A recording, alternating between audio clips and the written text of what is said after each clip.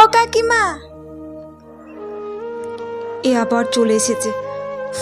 টিভিটা একটু চালিয়ে দাও না, মা সিরিয়ালটা আরম্ভ হয়ে গেল তো।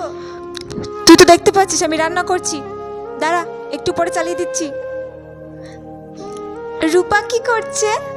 রূপা এখনো ঘুম থেকে ওঠেনি, ও ঘুমোচ্ছে।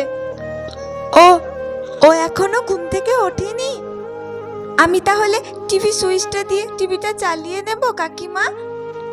না না, তোকে টিভি চালাতে হবে না, অত দামি টিভিটা হাত দিয়ে নষ্ট করে দিবি নাকি তুই?